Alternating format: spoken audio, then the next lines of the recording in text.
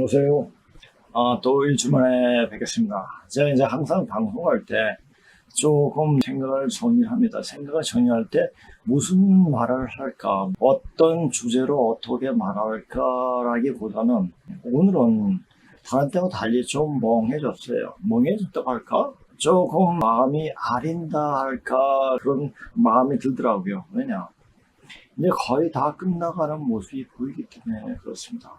제가 항상 뭐라고 말했습니까? 중국이 우리나라를 먹으려고 지금 개판을 치고 있는데, 중국 놈들이 자꾸 우리나라를 그렇게 넘을수록 어떤 일이 벌어지냐면, 중국이 지금 그냥 개판되잖아요. 물로 그냥 쓸어버리지 않습니까? 그래도 우리나라를 잡아먹으려고 또 그래요. 그러면 더욱더 심하게, 더 세게 중을 치게 될 겁니다. 왜? 우리나라는 하나님이 보호하시는 나라이기 때문에 그렇습니다. 그 자체보다도 하나님이 보호하다는 건 마찬가지로 하나님 뜻대로 살려고 하는 사람들이 많기 때문에, 제가 항상 얘기했습니다. 중국이 망하기 전에 먼저 대한민국도 망한다 라고 얘기했습니다. 그건 사실입니다. 자, 대한민국이 뭡니까? 2조의 연장선상이에요. 그러니까 2조의 유습도 싸그리 없애버린다는 얘기죠. 그리고 다시 태어나죠. 다시 태어나는데 쓸어버릴 때 뭘로 쓸어버리냐? 병으로 쓸어버려요. 거의 다 죽습니다. 그리고 그 병을 극복한 다음에 다시 갱생을 해서 세상 사람을 살리는 그런 엄청난 일을 행하게 되는 겁니다. 제가 항상 이렇게 말을 하는 것은 어디에 근거를 두고 있느냐? 증산사상에 근거를 두고 있습니다. 제가 항상 얘기했죠. 증산사상을 제대로 알기 위해서는 주역을 통해야 되죠. 증산대선생께서 하신 말씀이 내일은 주역을 봐야 하느니라, 이런 말씀하십니다. 그러니까 주역을 통해야 돼요. 주역을 통하려면 유불선 기독교 동서양 사상을 통해야지 그게 보이는 거예요. 그러니까 저는 그런 걸 다 공부를 했고 또 수행을 하면서 그것을 느껴왔기 때문에, 그리고 이제 몸에서 느끼기 때문에 체득을 했기 때문에 그렇게 얘기할 수 있는 거예요. 그 병은 지금 우리나라 거의 90% 이상이 다 백신을 맞았습니다. 백신 맞은 사람 아니에요. 근데 백신 독을 빼면은 사람이 다시 되죠. 갱생이 되는 거예요. 근데 우리 이때까지 중국 놈들이 김영삼 때부터 계속 잠식해 왔어요. 근데 우리는 그걸 몰랐죠. 적어도 박정희 대통령은 만주 군관학교에서 중국 놈들이 행사 다 본 거예요. 그러니까 박정희 대통령이 하신 게 뭡니까? 짧게 다 내보냈죠.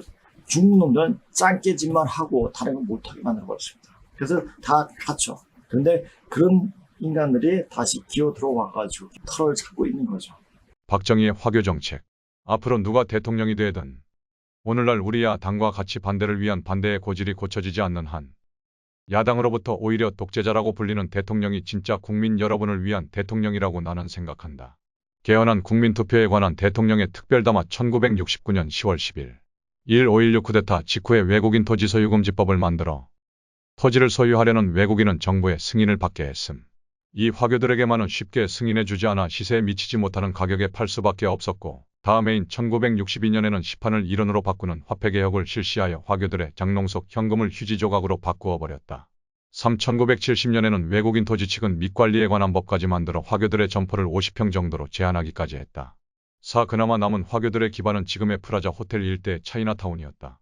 1971년 당시 150명가량의 화교들이 중화요리점과 이발소, 한의원, 서점 등을 운영하고 있었다고 한다. 박정희 정권은 존슨 미 대통령의 방한 때 시청 주위의 낙후한 모습을 노출. 재미교포들이 시청 주변의 슬럼가를 정리해 달라는 탄원서를 제출. 6. 이번 기회에 눈에 가시 같았던 화교들을 정리하기로 결심한 박정희 정권은 소공동을 정리하고 화교회관을 지어준다며 회유를 했고, 1971년 10월 소공동 차이나타운은 사라지게 되었다. 7. 화교회관. 개무시. 하나그룹의 땅을 싸게 하여 프라자 호텔 지어버림. 이때부터 국내 화교들 미국이나 대만을 대거이죠. 8. 1973년 양곡 전략을 이유로 중국 음식점에서는 일절 쌀밥을 팔 수 없게 하였다. 중과세를 매기고 위생검사를 수시로 실시하였으며 물가 안정을 구실로 짜장면 값을 올리지 못하도록 하였다. 박정희 대통령님 다시 한번 감사드립니다. 대한민국 만세.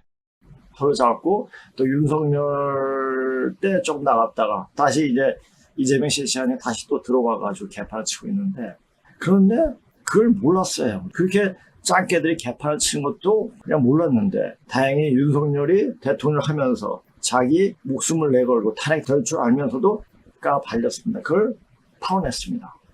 그래서 사람들이 중국 놈의 행태에 대해서, 중국 놈이 어떤 짓을 했는가 환희하게 됐죠. 그러니까 젊은이들이 일어나고 애국 시민들이 들고 일어났죠. 자, 우리나라 서울에 짱깨 본거지가 어딥니까? 대림동이죠. 그렇죠? 대림동에서 자 짱깨 아웃하면서 전에 한번 어떤 청년이 짱깨 나가라고 소리를 쳤다고 합니다. 그러니까 그 주인이 칼을 들고 그래. 막 도망갔다는 그런 이제 유튜브도 나와 있더라. 그 찍었던 유튜브도 있는데 그 나올지 안 나올지 모르겠습니다.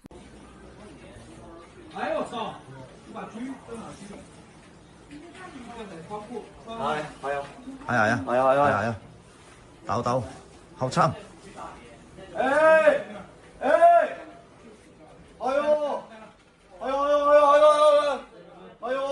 야, 이 씨발 구국장께 병신 새끼들아!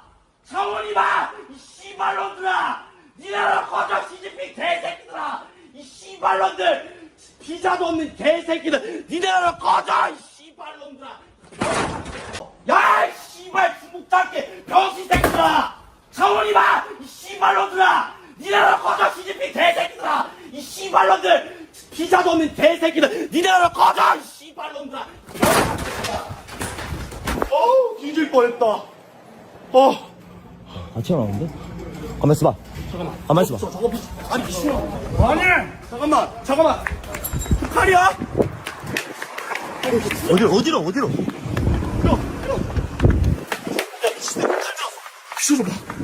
칼 들었어 미친 새끼. 야 누가 칼. 언제야 신고했다며. 니 뭘 했니?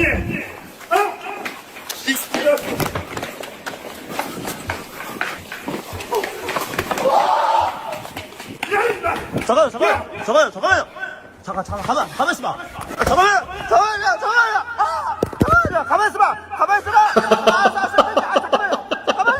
잠깐만요.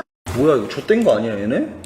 그래. 그래서 사람들이 많이 모여가지고 그렇게 하니까 꼼짝 못해. 중놈 자체들이 원래 그래요.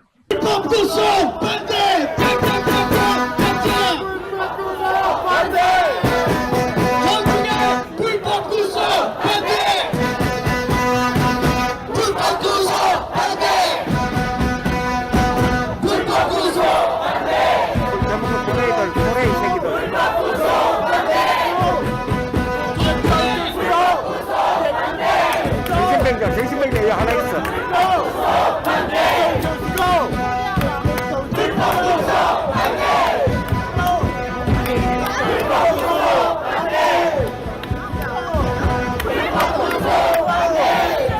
손 쳐먹고 지금 꼬레이지 가고 있어.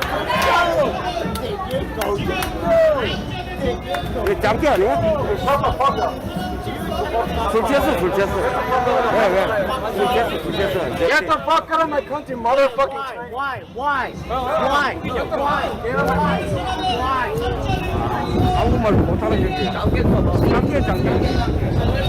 강한 사람은 고개 숙여요. 약한 사람에게는 그냥 무시해버리죠. 깔보려고 그래요. 뗀 놈이라고 하기도 하고 된 놈이죠. 되어먹지 않는 놈들. 인간으로서 도저히 상상할 수 없는 일들을 하는 놈들이 바로 된 놈들이에요. 자, 된 놈들이 그 모습을 그대로 따라하려고 하는 게 뭡니까? 바로 이시조선이었어요. 이시조선이 그 연장선을 계속 이어서 해보고 싶은 게 뭡니까? 바로 이재명이에요. 자, 처음과 끝은 이조의 처음과 이쪽 끝, 이제 이재명이 와서 끝난 겁니다. 이런 사실들을 보고, 그렇다면 중국의 어떤 속내, 중국의 민낯을 정확히 알아야 되는데 그걸 제대로 몰라요. 왜? 역사를 모르기 때문에. 그런데 반만년의 문자로 나타난 역사적 사실을 파다 보면은 중국의 통사 쭉 이어가지고 보게 되면 중국놈이 본질을 알게 돼요. 진짜 야비한 놈들이에요. 그런 야비한 놈들이 지금 세상 사람들이 이제 중국 짱깨 된 놈들의 그 모습을 아니까, 민낯을 아니까 다 외면해버리잖아요. 그러니까 중국 놈들 한 게 뭐니까 나는 한국이다, I'm Korean. 미친놈들. 아니, 자기가 중국 짱깨 한 짓 하면서도 한국인이래요. 미친놈이죠. 그러니까 얘는 어떤 상황에 따라가지고 이런 말하고 저런 말 달라요. 그러니까 우리가 흔히 말을 해요. 조선족이 와서 이야기하는 건데, 조선족이 우리나라 사람들 보고 하는 게 앞에 하는 말 다르고 뒤에 하는 말 다르다 이야기해요. 왜? 그 앞에서는 조선족 우리 동포다 이렇게 얘기하면 뒤에서 다 말한다고. 굉장히 기분 나쁘다고 얘기해요. 우리가 일본하고 대화해. 일본은 조선징을 사람 대접 안 해, 사람 같은 생각이 안 했어요. 그러니까 조선징 대화할 때 조선족 잘 대다가 뒤에선 다른 말 하죠. 조선족이 우리나라 사람을 보고 앞뒤가 다르다 얘기고 우리나라 사람이 일본 사람들 보고 앞뒤가 다른다는 말하고 똑같은 거예요. 그러니까 이것을 어떻게 보느냐. 그러니까 그 사람들이 선진적인 어떤 생각, 느낌, 모습이 변하면 콤플렉스가 없어지면 그냥 앞뒤가 똑같아져요. 앞뒤가 똑같은 전화번호 뭐 이런 것도 있잖아요. 그렇죠? 우리가 공부할 때는 항상 뭡니까? 부족을 해야 돼요. 왜 그런가, 왜 그런가, 왜 그런가 이렇게 하다 보면 그 의심이 끊어질 때 바로 통렬입니다. 한마디로 도통을 한다는 얘기죠. 자, 중국 놈들이 지금 이걸 보면서 열불 내는 사람이 굉장히 많아요. 자, 이거 보세요. 이게 청소할 때 이게 약자인데 쓸서 버릴 속에 청소할 때 숫자예요. 한국을 쓸어버릴 행동조. 이걸 차고 우리나라에 돌아다닌다고 그래요. 해다 이걸 놓고. 그러니까 사람들이 이걸 일자 모르니까 그냥 지나치겠죠. 그러니까 저 같은 사람은 알죠. 자, 이런 놈들이 이렇게 한국을 반만 년 동안 계속 그 컴플렉스 때문에 너희만 없으면 이런 생각한 거예요. 없애버리고. 지금 우리나라 땅에는 수많은 도인들이 많은 도인이 수행을 하고 인간 본연의 그 모습을 찾기 위해서 열심히 공부하는 사람이 굉장히 많습니다.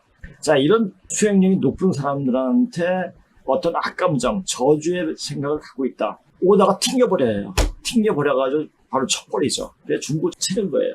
그러니까 중국이 지금 난리가 나는 이유도 다 그런 이유가 있는 겁니다. 중국도 이제 끝마무리, 끝판으로 다 치다. 제가 늘상 얘기했지만 10만 정도 남고 다 죽여버립니다. 지금도 뭐 호소 쓸어버려가지고 몇만 명, 몇십만 명, 몇억 명이 죽었다고 이야기를 또 해요. 그렇게 죽고 난데 걔는 정신 못 차려요. 바퀴벌레들이 어떻게? 그러니까 어디 사느냐, 어느 분위기 속에 사느냐가 굉장히 중요한 거예요. 어떤 환경이죠. 중국이 환경 속에 태어나서 자란 인간들은 사람이 아니에요. 그런 인간들이 이 한반도, 우리 남도선에 오면 사람같이 돼야 되는데 그 습성을 그대로 갖고 와요. 갖고 와서 같이 만들어 보려고 해요. 그것이 관계, 관시라고 그러죠. 관시를 굉장히 중요해서 자기끼리만 해 먹으려고 그러죠. 그게 안 통해요. 끼리끼리만 하는 게 뭐예요? 조선시대 탁바싸움. 그런 거예요. 중국 된 놈들이 그 모습을 그대로 따라하면 그렇게 돼버려요.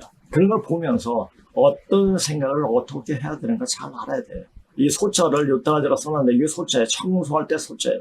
깨끗하게 쓸어버리는 거죠. 그걸 아시고 그런 저주와 그 중국들이 받아요. 자, 우리나라도 얘기했죠. 12,000 도통 문제가 나온다고 이야기해요. 제가 어릴 때부터, 그러니까 중학교 때부터 수행을 했던 사람. 그러다 보니까 그런 부류의 사람들을 많이 만나게 됐죠. 참 대단한 사람들이 굉장히 많아요. 그 사람들이 언제 다 같이 모여서 일을 할 때가 있겠구나. 항상 그날을 전 바라고 있습니다. 그날이 오를 때까지 계속 공부하는 거예요. 그리고 내 자신을 만들어 놓은 거죠. 계속 하루에 3시간씩 수행을 하면서 그렇게 기다리는 거예요. 그 기다림, 어떻게 된다를 알고 그래 기다리니까 그 기다림 자체가 기쁨이에요. 지금 세상 살이가 굉장히 팍팍하고 어려울지라도 우리는 이렇게 된다라는 것을 알고 있으니까 거기에 맞춰서 내 모습을 만들어 보면 됩니다. 그래서 제가 요기에 오는 사람들한테 항상 그렇게 만들어, 내가 무엇을 할 거라고 생각하지 말고 지금 바로 여기에서 내가 무엇을 할 것인가를 잘 알아야 된다고 잘 얘기하고 있는 겁니다. 지금 오시는 분들이 제 말대로 그렇게 해주시면 참 고맙기도 하고 희망이 솟기도 하고 그렇게 됩니다. 그러니까 여기서 만나서 저한테 직접 기운을 공유하면서 이야기하는 분들하고 그냥 여기서 방송을 듣는 분하고 천지차별로. 그러니까 나중에 병이 돌 때 나도 한번 저기 가봤어야 되는데 이렇게 후회하는 사람들이 있을 겁니다. 자, 대림동에 사람들이 가는데 이제 이 한겨레에서 글자 쓴 거 보세요. 대림동 디자이션 극우단체. 자, 애국단체라고 해야죠. 중국 동포, 중국 짱깨, 이주민 인종차별 그만 호소. 이 기자들이 글 쓰는 것도 그렇고 생각이 그러니까 개차으로 써요. 중국 놈들은 지금 이 땅에서 힘을 못 쓰니까 거기서는 죽여버리도 하게 칼 들고 날치치. 제가 그랬잖아요. 차에서 이제 운동하러 가는데 입구에서 담배 피지 마세요 그러니까 담배 꺼요. 아무 소리 없이. 근데 그 다음날 가니까 깁스가 고생해서 담배 피더라고요. 그래서 거기 가서도 제가 담배 피지 마세요 그러니까 칼로 죽이려고 이렇게 이야기하더라고요. 그러면 가면서 너 짱깨냐 그러니까 짱깨 말투가 있더라고요. 그런데 그래요. 我说韩国人的素质比中国人高，你会说我的，你别着急，听我讲完你再骂我。 관광지에서 식당을 운영하는 사업주는 중국인과 한국인의 적나라한 차이점을 이야기합니다. 中国人真的有礼貌吗？我不觉得。当然，我不以偏概全啊，也不一棒子打死。就是我今天遇到的。说这个韩国人素质高吗？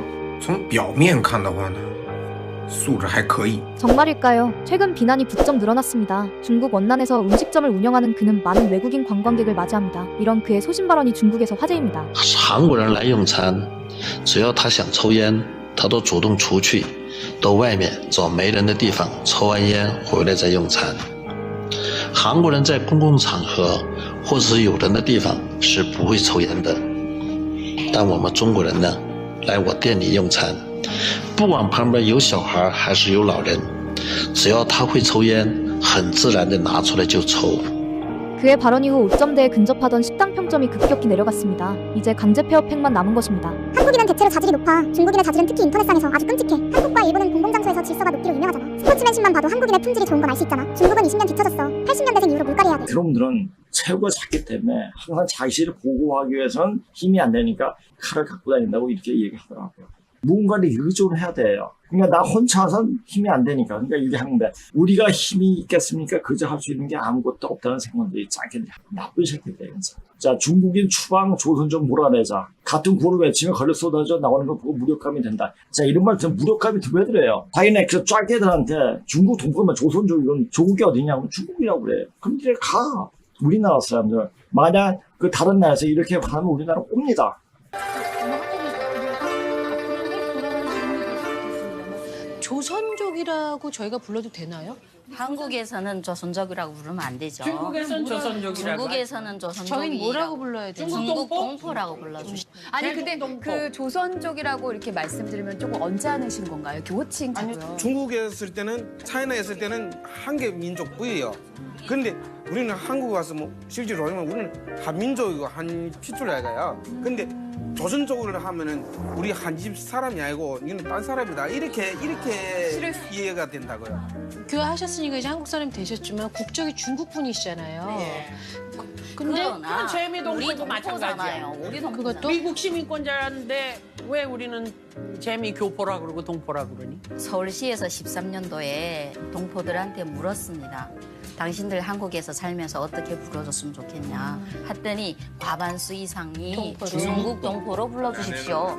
기사에서 제가 어떤 호칭을 쓰는 것이 좋겠냐 그랬을 때 현재 언론이나 아니면 공적인 장소에서나 공식적으로는 동포라는 표현을 좀 많이 쓰고 있어요.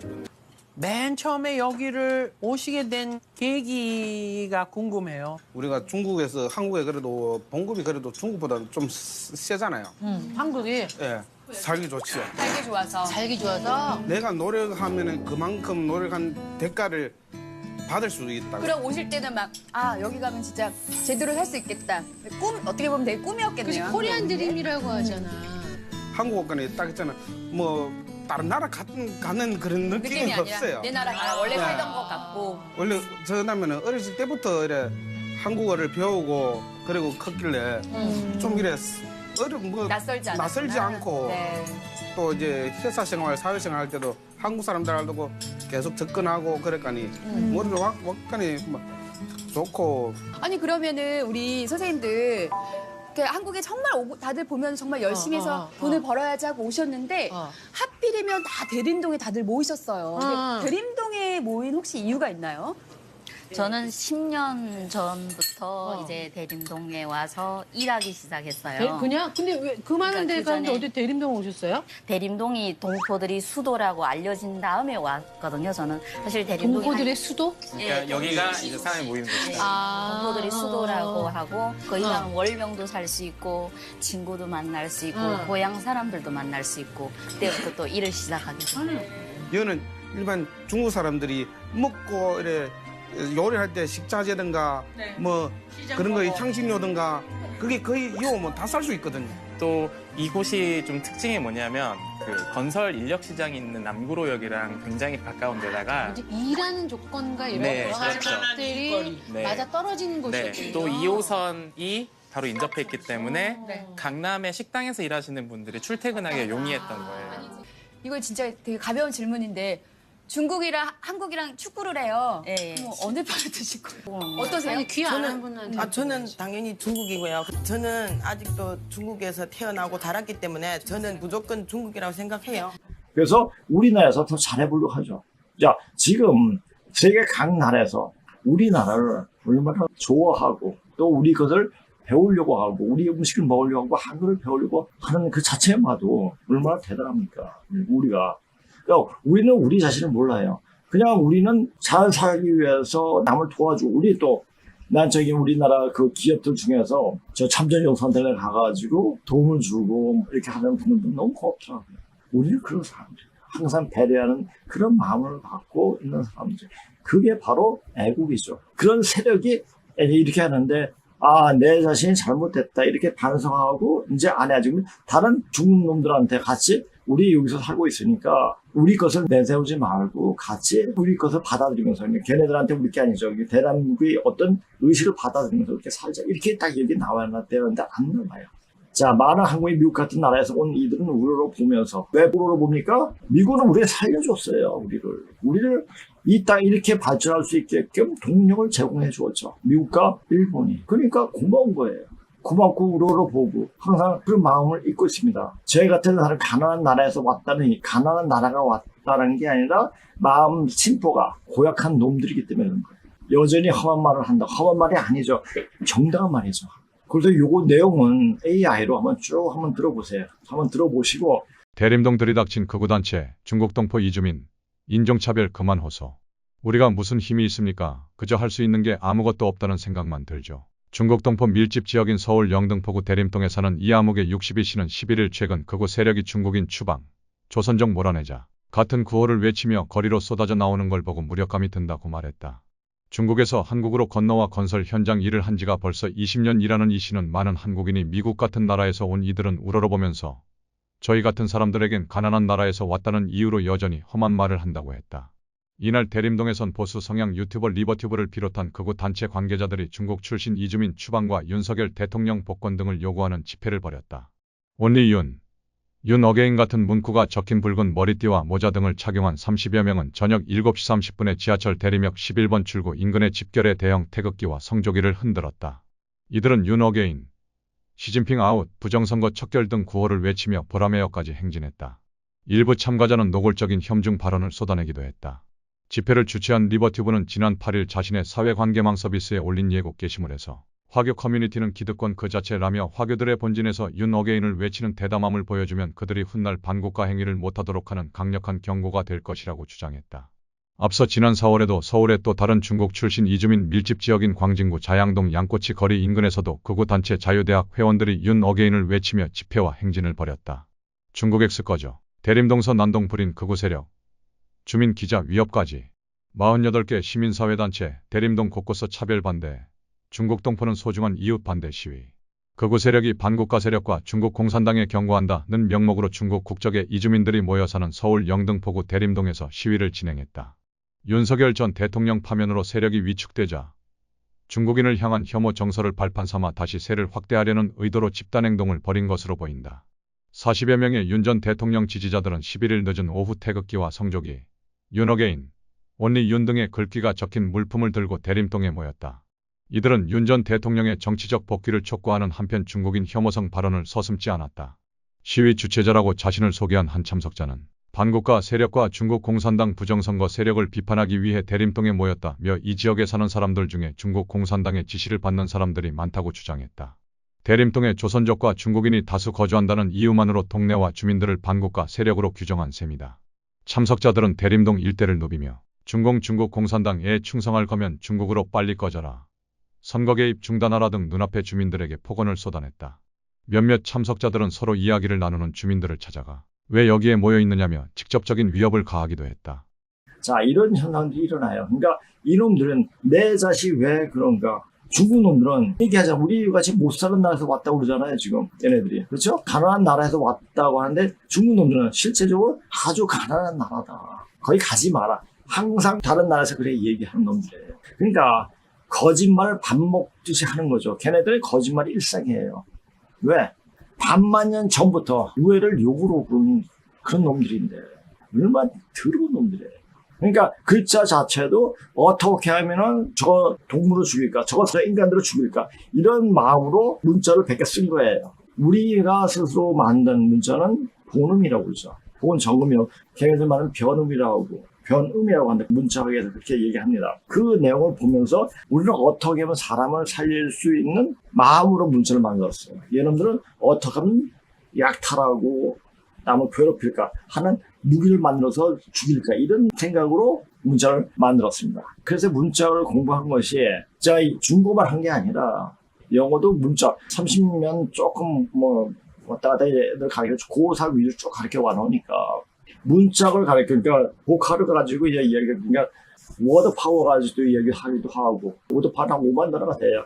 쭉 이야기하는 단어에 대해서 애울 수 있는 방법 이런 거 쭉 이야기하면 애들이 확 올라가요. 워드 파워 같은 건 이제 영어 문자 어떤 구조에 대해서 쓴 책인데, 그런 책을 한번 같이 조절해 보면 애들이 빨라져요. 그러니까 문자를 공부하다 보니까 영어와 다른 건 안 했지만은 영어하고 중국어에서 완벽하게 해놓으니까 보이는 거예요. 그러니까 공부를 하고 따져야 돼요. 자, 지금 상황이 너무너무 급박하니까 어떤 얘기가 나오냐면은, 이 어디서 이제 원문이 이게 나왔는데 누가 썼는지 모르겠어요. 저기 AI를 한번 잠깐 들어보세요. 경고, 한국을 탈출하라.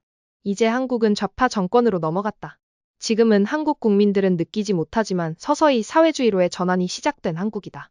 아마도 점차적인 언론 통제가 일어나고 옛날 공산당이 그래왔듯이 언론을 조장하여 인민재판을 통해 반사회주의 인사들의 처벌이 시작될 것이다. 지금은 자유롭지만 점차 해외 여행이나 해외 소식을 차단할 것이다. 결국은 개인 재산을 사회로 몰수하는 현상이 일어난다. 한국 국민들은 이것을 깨달아야 한다. 한국의 미래는 없다. 지금이 한국을 탈출할 수 있는 유일한 기회이다. 한국을 탈출하라.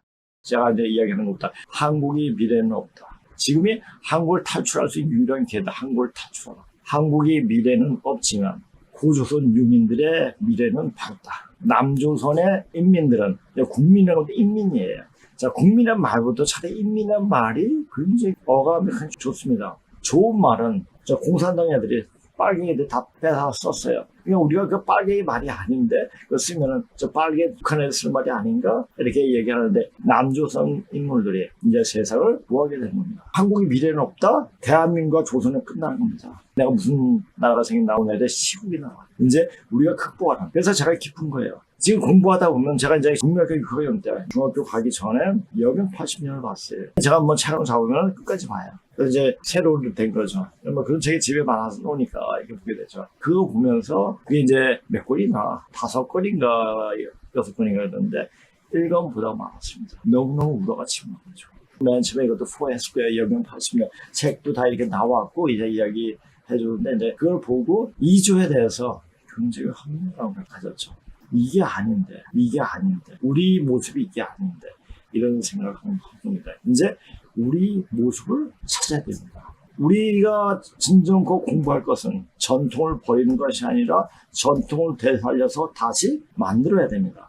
그것이 바로 오고이 지신이라는, 옛것을 보면 다시 나타나는 게 아니라 옛것을 보고 얘의 그 마음을 지금의 현대의 마음 자세로 다시 본다는 얘기예요. 그래서 맨 처음 나라가 생기고 국가의 형태를 조직했을 때 그 마음이 바로 여기서 발현이 됩니다. 시국에서. 그러니까 그 마음 가지고 일어나야 됩니다. 일어나게 됩니다. 근데 그 일을 누가 감당을 하느냐?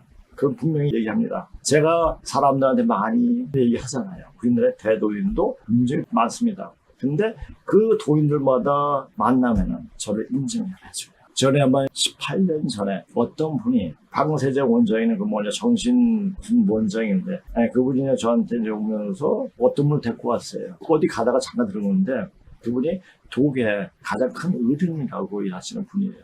맨 처음 보면서 저한테 악수축하면서 당신은 도이 대들보여 이런 얘기를 하더라고요. 그때 공부하고 있었으니까 고대에서 공부하고 애들 가르치면서 살고 있으니까 거기에 대해서 내가 왜 도이 대들보지? 뭐 이런 생각을 또 하게 됐어요. 그건 거기에 개념 묻지 않고 그냥 나 사는 대로 그게 살았죠.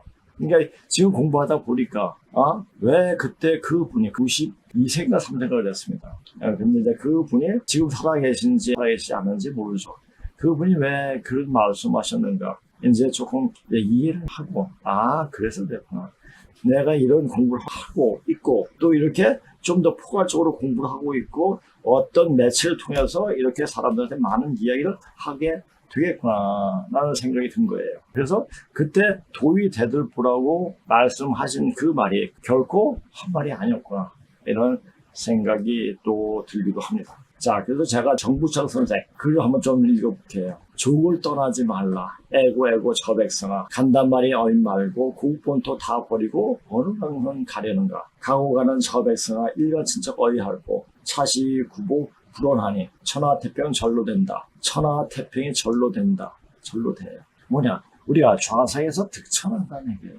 공부하고 수행하고 마음을 닦다 보면은 언젠가 저렇게 됐네? 내 모습이 보이는 거예요. 부모 처자 다 버리고 길지 찾은 저 백성아 자고 창생 피난하여 김한명이 살았던가 일편수신 아니하고 가고 가는 사단 알까. 이번에 천지 운수는 우주의 시간대가 뒤바뀌는 대변곡기로서 자 축이 쓰는 거예요. 축이 서기까지 엄청난 혼란이 있겠죠. 내가 그랬잖아요. 저 병이 돌아가가지고 사람이 다 아파요. 저 백신 맞아가지고 몸에다 병으로 주입했는데 안 아플 수가 없잖아요.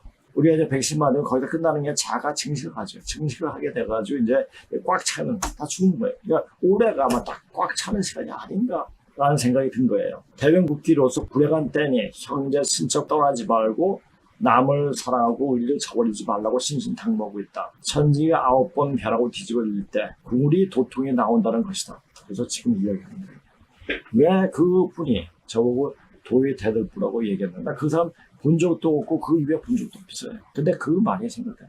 인류를 구원한 희세의 도통 군자가 오시리라 하였다. 요거 내용을 조금 생각해 보십시오.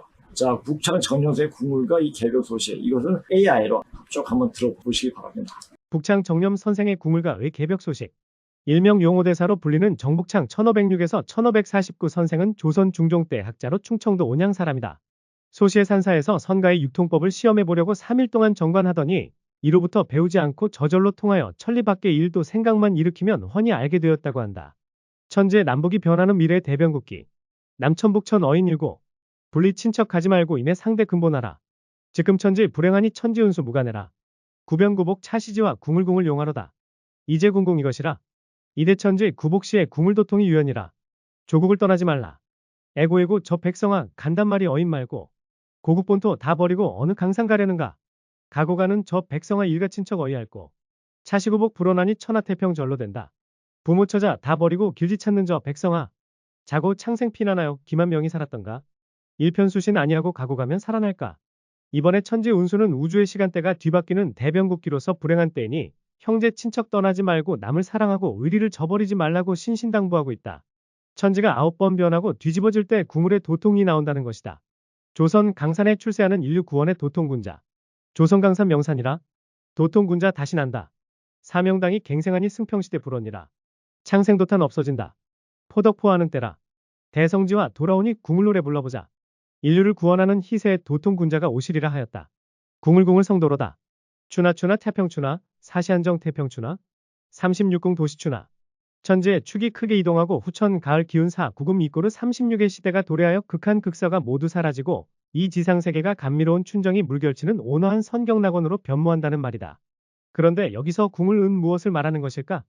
궁을은 태극의 신, 태극궁을 신명이라. 궁을궁을 성도로다. 궁을은 이 태극 기운을 타고 지상에 오는 구원의 인격자를 상징한다. 태극도 우주 생명의 순환도를 보면 알 수 있듯이 태극도의 태극수의 순환 정신이 바로 궁을로 되어 있다. 지금은 우주의 천체가 기울어져 있어 태극 모양을 그릴 때 위아래로 그리지만 앞으로 천체가 정립하면 태극이 성도하게 되어 태극의 모양이 좌우로 바뀌게 된다. 태극 신명이란 사람으로 오시어 절대자의 성업을 매듭 지으시는 분을 말한다. 석존이 전한 구원의 양커 대왕 노스트라다무스가 말한 동방쪽으로 오실 앙골모아의 대왕도 바로 이 태극 신명을 가리킨다. 송화비결. 북쪽에서 전쟁이 일어나면 독한 전염병이 돈다. 열의 9이 죽고 하나만 산다. 십승지로 가라. 이로움은 오직 전전에 있으니 전을 손 가운데 꽉 잡아라. 길한 별이 모여들어 간방을 비추니 만물에 우두머리가 나타난다. 바로 만국성인이다. 현인들도 출현한다. 현 시대가 끝날 때에 큰 전쟁이 북쪽에서 일어나고 전쟁에 이어서 열의 9을 죽이는 독한 괴질이 생긴다고 한다. 그런데 그것을 피할 길은 전에 있다고 한다. 구원의 도가 밭에 있다는 것은 격암유럽과 정감록 중국의 예언에서 말한 것과 일맥상통한다. 자, 중국 놈은 자기 땅에서 못 사니까 우리 땅을 중국 놈 자기네 땅으로 만들려고 중국 정부에서 한국인은 자꾸 권장한다고 그래요. 쪽수로 하면 밀어붙이겠다는 얘기죠. 이놈들 스스로 죽어버립니다. 여기 와가지고 그냥 진투돼가지고 없어지는 거예요. 그냥. 그렇게 되는 겁니다. 굉장히 보이시네요. 보통 공산당의 특징이 뭡니까? 위원을 만들고 자기네 입맛에 맞는 부서를 많이 만들어요. 지금 하는 짓 보면 저기 보세요. 이번에 내란 특별재판부 더센 칼 꺼낸 특검위원 내란 특별법 추진. 자기가 국회의원도 많고 자기가 대통령 정권을 잡고 있으니까 개판 치는 거예요 지금. 비공개 재판 특혜 원천 처단. 윤유죄된 국힘 보조금 회수. 박찬대 발의의 115명 통장. 이런 개짓을 해요. 짜게 그 본성 그대로 하는 거죠. 이제. 우리도 다 중국 본선에서 봤기 때문에 어떻게 보면 짜게예요.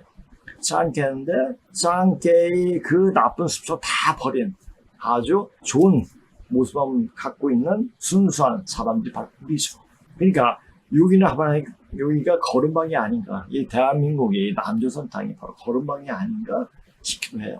그러니까 액기스를 걸러내기 해가지고 액기스가 쫙 빠져나온 바로 그런 사람들이 남조선 사람들이 아닌가 이렇게 보여집니다. 자, 지금 중국에 어떤 일들이 벌어지냐. 오늘 제목만 이렇게 보세요. 자, 샨산댐 때문에 이 옆에 있는 조그만 댐에 다 틈을 열었다고 그래요. 그래서 지금 중국의 동부 쪽이죠.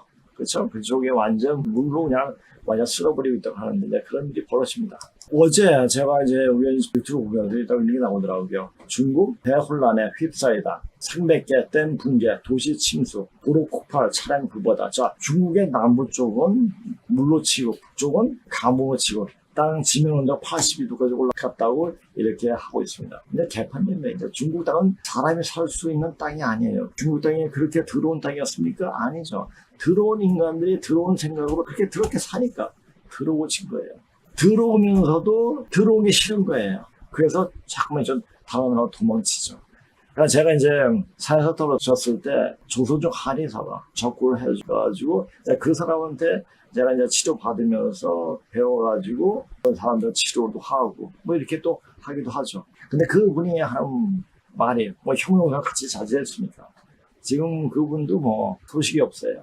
계속 소식이 있다가 없었는데 자기는 꼭 중국에 가기 싫고 여기서 살고 싶다고 계속 그러는 거예요. 중국은 너무 더러워서 못 살겠대요. 그 한의사는 굉장히 깨끗해요. 항상 청소하고 그런 의식을 갖고 있는 중국인도 있는데 조선족도 있는데 근데 거기서 살면 더러워져요. 그러니까 지금 더러우니까 다 쓸어버리는 거예요. 이게 쓸어버린 다음에 그래도 찌꺼기가 남잖아요. 그러면 또 어떻게 됩니까? 남은 다 불로 완전 지져버리는 거죠. 이제. 그렇게 됩니다. 자, 이걸 보고 이제 물로서 이렇게 치니까 조금 있다가 북한에서 이제 전쟁이 터지고 남한에서 병이 오고 그 3일 지나서 중국 본토에서 큰 전쟁이 일어나서 중국을 쑥 떼버린 겁니다. The social crisis in China is worsening, with protests erupting across the country. Millions of Peng Laifa are rising up, and the CCP's greatest fear has begun to materialize. Let's dive into this wave of unrest shaking China. The Chinese Communist Party is confronting challenges at home and abroad, with conditions eerily reminiscent of the 1989 Tiananmen Square protests.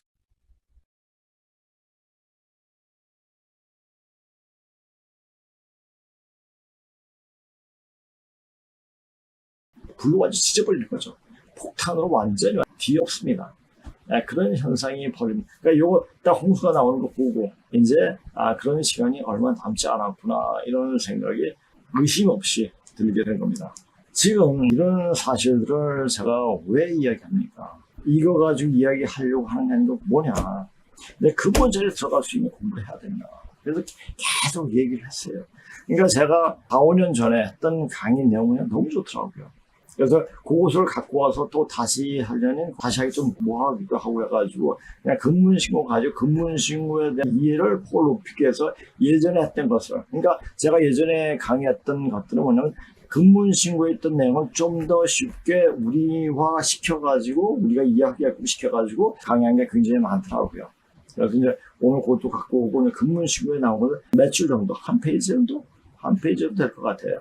그것은 이제 이야기하면서 자 중국 놈들이 어떻게 역사를 왜곡시켜 왔는가. 그것은 이제 분명하게 이야기하려고 합니다. 저번에 저는 고양시인데, 저는 고양시 이야기하면은, 저는 고양시 아버지가 누구예요? 대화 주씨죠. 대화 주씨도 이야기해야 되고, 또 할아버지, 친농씨에 대한 이야기하고, 또 그분의 친씨에 대해서 이야기하게 되고, 이렇게 또 황제들. 그러면 저는 고양시 이야기하면서 전반적인 상황 다 이야기가 되는 거예요. 그러니까 이어가지고 평생을 이야기할 수 있다니까요. 그러니까 세계 역사가 끌어 나오기 때문에 동서양 사상, 동서양 사상에 종교 사상이 물론 들어가죠. 그렇죠? 거기까지 들어가려면 그런 공부를 해야 돼요. 그러니까 시간이 필요한 거죠. 자, 전에 공부하면서 이제 이어서 두 번째 상해정의 그 바꿀 수 없는 확실한 증거가 된다란 말. 그러니까 이 상해정의 그걸 보고 그 자체가 누에가 알라는 그런 모습이죠. 상해가 헌한 황제의 딸이 된다는 것은 신농주패편에서 신농주패편을 보면 중요준이 나오고 대화주시에 대한 모습을 쭉 이야기한 게 있습니다. 신농주패편에서 이제 한번 했죠. 이제 문자로 나타난 하나님의 나온 이야기를 조금 끄집어 와서 여기에 대해서 이제 신농주패편에서 어떤 얘기가 나오는가 이야기하겠습니다.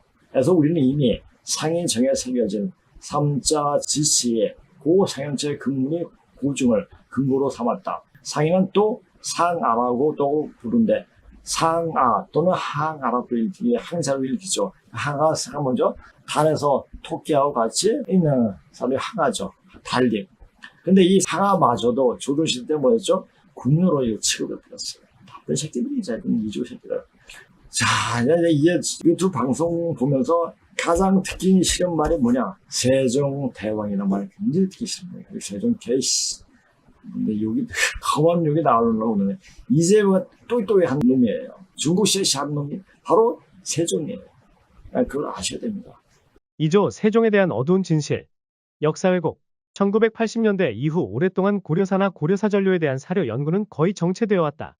이는 고려시대 연구의 큰 장애 요인이 되었다. 앞으로 사료 연구는 끊임없이 계속되어야 한다. 보다 정밀하게 되어야 미래 역사 연구의 발전을 뒷받침할 수 있다. 노명호 교수, 2019년 6월 21일 세계일보. 한국사학계는 아직 고려사의 역사 왜곡에서 벗어나지 못하고 있다. 당시 고려사는 주작 이념에 경도된 나머지 상당 부분 왜곡되었다. 지금의 후손들은 그 왜곡된 역사를 사실로 알고 있다. 노명희 교수는 평생 고려사에 천착해온 가장 큰 이유는 이것이라고 했다. 그는 최근 고려사와 고려사전료의 사료적 특성 지식산업사을 출간해 고려사의 왜곡된 부분을 바로잡고자 했다. 편사자 다수는 사대명불론에 투철한 사람들이었고 고려사 편찬자들은 황제와 천자라는 위호를 금기어로 여긴 것은 물론 황제 제도 핵심인 대사천하에서 천하를 빼버렸다. 천하라는 단어는 황제가 아닌 인물에게 어울리지 않는다는 것이 이유였다. 고려사에는 고려에서 중요한 구성단위였던 기미주에 대한 자료도 거의 완전히 사라졌다. 고려를 맹주로 하여 고려의 관작을 받기도 하고 팔관에 참석하기도 한 번을 일컬은 고려 국경박 집단들에 대한 기록이 거의 없는 것이다. 고려사에는 그 중요한 구성 단위였던 고려 국경박의 기미주에 대한 자료도 거의 완전히 삭제된 상태이다. 지금 남아있는 극소수의 흔적은 그 파편들이다. 이 기미주 역시 지금 남아있는 파편들을 기준으로 보면 비교적 일찍부터 존재하였고 문종 대무렵의 여진 내투 기사에 따르면 상당히 많은 기미주들이 형성되었던 것으로 보인다. 그러나 지금 남아있는 기미주의 명칭은 하나 정도뿐이며 그 내부 실상을 보여주는 기록도 파편 외에는 거의 남은 것이 없다. 고려를 맹주로 하여 고려의 관작을 받기도 하고 고려적 제천이래라 할 팔관에 참석하기도 한 번을 일컬은 고려 국경박 영토에 대한 기록이 거의 없다. 황제국 고려는 세종조차 받아들이기 어려웠던 걸까요? 세종이 또 아주 각별한 사대를 했단 말이에요. 오죽하면 지성사대라는 말이 나올 정도로 사대를 했어요. 그러다 보니까 이 세종조차도 중국과 관계가 되는 고려의 용어들 폐하, 황제 이건 손을 댄 것 같아요. 이런 사실을 노명호 선생님이 밝혀주셔서 고려 황제국 이미지를 그때부터 만들어 나갈 수가 있었죠. 그 연구는 정말 이 고려의 이미지를 확 바꿔버린 거예요. 아, 이거 고려는 조선과 다른 500년이었구나. 국격이 다른 거잖아요? 고려는 스스로를 황제국으로 칭하고 제국의 체제를 갖추었습니다. 그러나 조선시대의 고려사 편찬을 하면서 당시 조선의 가치관에 의해 황제국 면모가 삭제되었습니다. 이로 인하여 사료가 거의 남지 않았고 황제국 고려의 면모는 오늘날 우리에게 제대로 전해지지 못하고 있습니다. 고려거란 전쟁 김동준 최애 사찰, 고려 경제 중심. 사찰이 고려시대처럼 흥했다는 건 상업이 굉장히 활발했다는 것, 동시에 상공업에 대한 국가 통제가 조선보다는 느슨하다는 거예요. 사찰들이 마늘과 파를 팔고 술도 빚고 고려사를 조선에서 편찬했단 말이에요. 그래서 사료에 그런 얘기 상업 국제무역 관련 자료를 많이 했다고 보여져요. 조선은 신분제를 고정시키는 거를 굉장히 중요한 국가의 국시로 삼았기 때문에 무역 이런 걸 끊어야 되고 특히 상공업 분야는 별로 쓰고 싶지 않았던 게 확실한 것 같아요. 문화재 반달, 그 많던 고려 임금의 어진들은 다 어디로 갔나? 세종의 분영갱상 만행, 고려 임금 초상화 싹 다 불태워라. 민간신앙 탄압, Q, 세종이 신상 파괴 운동에 시초란 건가? A, 세종도 어머니 원경황후가 학질에 걸리자 송악산, 백악산 등의 산신과 성왕신에게 기도 올리고 북두칠성의 제사도 지냈다. 효도 차원이었다. 자신은 신상 파괴와 산신에게 내려진 자코를 박탈하려는 의지가 강했다. 인격화된 신들의 가족을 묘사한 귀신이라고 했고 1430년 세종 1년엔 각도산 천단 묘순신별 감이라는 위원회를 두어 각지의 성왕신 등을 조사하고 개혁안을 제출하게 했다. 이성계 가문이 출발한 영흥에는 성왕계국 백지신이라고 불린 성왕신과 남녀 신상 6개가 있었는데 개혁안에 따라 모두 철거됐다. Q. 신상 파괴 뒤 대체는 A. 신상 숭배는 사이비라고 받고 신상 대신 신주로 대체했다. 규격도 표준화했다. 밤나무 재질로 만들어 흰 바탕에 검은 글씨로 신의 이름만 표기했다. 단군이나 기자에게 붙은 조선후 같은 자코도 뺐다. 서구에서 가톨릭에 대항한 프로테스탄트 운동과도 비슷하다. 당시 국제적 환경도 영향을 줬다. 명나라를 건국한 세력도 몽골의 잔재라면서 수도 남경에서 신상을 없앴다. 명나라에선 일시적인 현상이었는데 조선에선 수백 년간 이어졌다. 가난한 백성, 재물이 없어 교육하지 못한즉 외적의 의식을 얻을 곳이 없게 되면 반드시 도둑질할 마음을 가지게 될 것이옵니다. 세종실록 한 건, 세종 즉위년 10월 3일 기묘 세 번째 기사. 여러 도의 기근이 들었는데 강원도가 더욱 심하였다. 창고가 거의 비어 백성을 구출할 수 없고.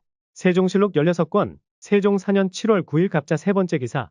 굶주린 백성들이 이 흙을 파서 떡과 죽을 만들어 먹음에 굶주림을 면하게 되었는데 그 맛은 메밀 음식과 비슷하였다. 세종실록 19권, 세종 5년 3월 13일 갑오 여섯 번째 기사. 우리 도성은 초가가 옆에 7, 8분 됩니다. 한번 화재가 나면 100여 호씩 연소됩니다. 세종실록 45권, 세종 11년 9월 30일 개유 세 번째 기사. 저축한 것이 이미 다 없어졌으니 가령 명년에 풍년이 들더라도 백성이 반드시 농사에 힘쓰지 못할 것이다. 세종실록 74권, 세종 18년 8월 25일 무자 두 번째 기사. 어린아이를 먹이지 못해 길가에 버리고 나무에 메어놓고 하룻밤 자기를 청하고 버리고 가니 남녀의 어린아이가 모두 32명이나 되었다. 세종실록 76권, 세종 19년 1월 13일 개묘 세 번째 기사. 굶주림이 더욱 심하여 모두 진재만을 쳐다보고 죽음을 구제하기에 여념이 없으니 무슨 여력이 있어서 농사짓기를 바라겠는가. 세종실록 76권, 세종 19년 1월 19일 기후 한 번째 기사. 수해와 한재가 서로 연하여 관에서는 수년의 저축이 없고 백성은 한 해에 먹을 것이 없으며 야인과 외적의 침략을 더하여. 세종실록 안내권, 세종 23년 윤 11월 10일 개유 한 번째 기사. 굶주림과 여역이 서로 겹쳐 죽은 자가 이루 셀 수가 없다고 하였다. 세종실록 백위권, 세종 25년 12월 3일 개미 세 번째 기사. 성을 쌓다 죽은 자가 1600이나 되니 나타나지 않은 것이 몇 천이 되는지 알 수 없었는데 수령들이 숨겨 임금이 마침내 알지 못하였다. 세종실록 백위권, 세종 25년 12월 3일 개미 세 번째 기사. 흙을 파서 먹는 자가 무릇 30여 인이나 되었으며 흙을 파서 먹다가 흙어 무너져 깔려 죽었다 하오나 그렇게 대단한 기근은 아니었습니다. 세종실록 백사권, 세종 26년 4월 24일 개묘 두 번째 기사. 본도의 굶주림이 심하여 죽은 사람이 매우 많았었다. 세종실록 111권, 세종 28년 2월 10일 무신 두 번째 기사. 상원군에서 굶어 죽은 사람이 13인이고 부종이 난 사람이 17인이며 그 나머지 굶주린 민호도 많다 하니. 세종실록 115권, 세종 29년 3월 13일 올해 한 번째 기사. 한 고을에 굶주린 백성이 오히려 이와 같으니 한도의 백성이 굶주려서 죽게 된 사람은 그것이 얼마나 되는지 알 수 없겠다. 세종실록 115권, 세종 29년 3월 13일 음해 한 번째 기사.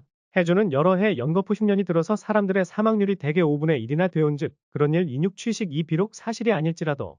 세종실록 119권, 세종 30년 1월 16일 개묘 한 번째 기사. 고려 500년 동안에 진실로 이러한 일이 없었는데 마음에 심히 부끄럽다. 세종실록 119권, 세종 30년 1월 16일 개묘 한 번째 기사. 자주성 말살, 애민 군주로 불리며 조선을 태평성대로 이끈 세종. 그런데 그의 업적 뒤에는 불편한 진실이 숨어 있습니다. 바로 명나라의 극진한 사대를 했다는 것인데요. 중국의 사신이 경복궁에 당도하자 상황태종 이방원은 궁문 밖에서 고명을 영접하고 사신은 절고를 받들고 근정전에 당도하니 상황은 전정에서 절고에 먼저 절을 하고 악차로 들어갔다.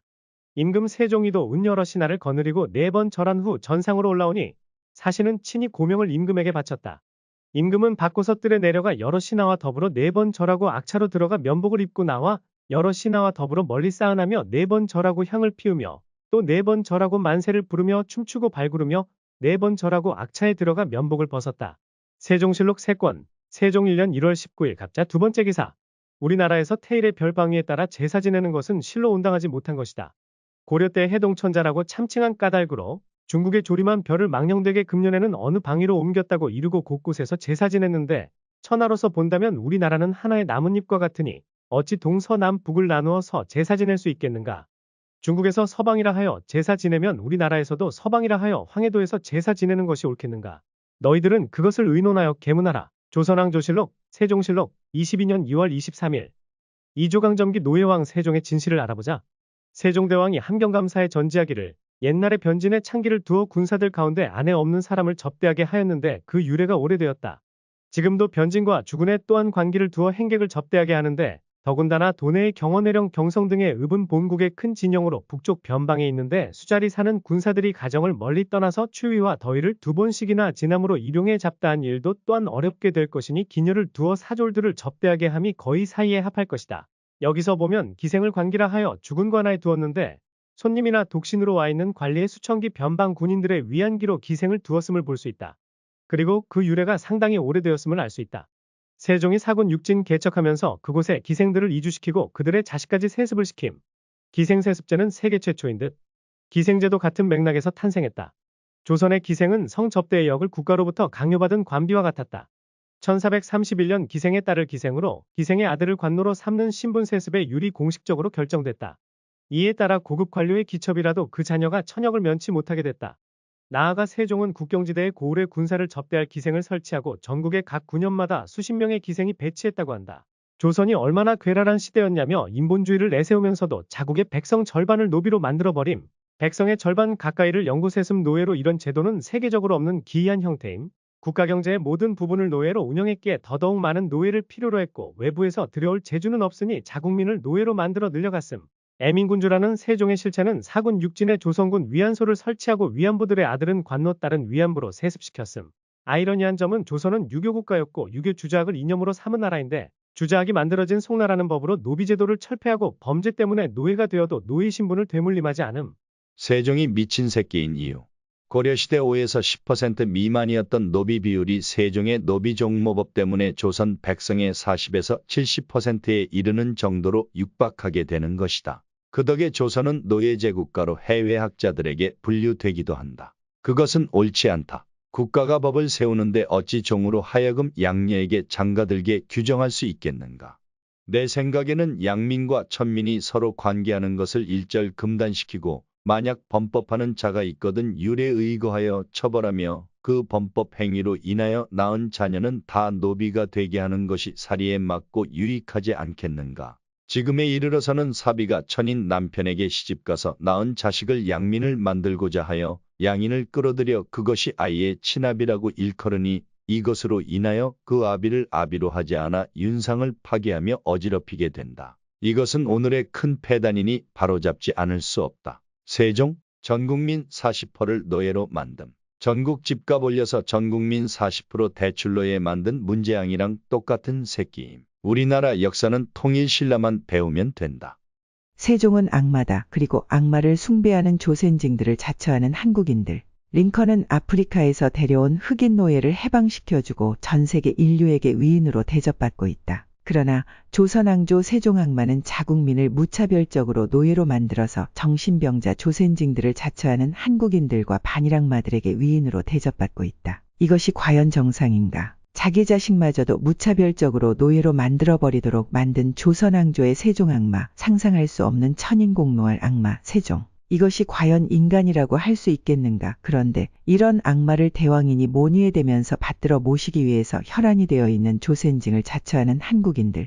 과연 인간이라고 할 수 있겠는가? 심지어 대한민국은 인간의 존엄성과 민주주의와 기본권을 지향하는 민주주의 국가다. 이런 민주주의 국가에서 물고 빨아대면서 받들어 모시는 역사적 인물이 세종악마라니. 무엇이 5천만 국민의 인식과 가치를 이렇게 불이하고 무도하게 세뇌시키고 있는가? 바로 반일악마들인 것이다. 그런 놈이 하늘을 만들어야 웃긴 얘기 하지 마십시오. 그 남의 공을 가로채는 나쁜 새끼죠. 신민대사 했다는 그 증거가 팍 나오는데. 한글과 신미대사. 법주사 복천함에는 세종대왕이 시주한 아미타 삼존불이 있었다. 속리산 법주사의 산내암자 복천함은 금강산 마하연, 지리산 7부람과 함께 우리나라 3대 선원으로 꼽는 수도 성지이다. 1882년 경어 스님이 정진하였으며 1922년 동산 스님이 하한거를 나면서 선원의 면모를 갖추게 되었다. 1930년 정강 스님이 조실을 맡아 수선납자를 지도하였으며 1943년 청담 스님과 성철 스님도 복천함에서 안거하였다. 당시 먹을 것이 없어 미숫가루와 생식으로 허기를 달래며 정진하였다고 한다. 그 후 효봉, 금호, 해암, 고봉, 금봉, 서암, 영월, 월인, 탄성 스님 등이 이곳을 찾아 수선안거하고 힘을 얻은 곳이다. 그런 까닭에 호서 제1선원이라 부른다. 현재는 월성 스님이 선원 장소임을 맡아 수자들을 지도한다. 복천 선원의 편액은 전 해인 사주지이며 신필로 유명한 환경 스님의 90세 필적으로 유명하다.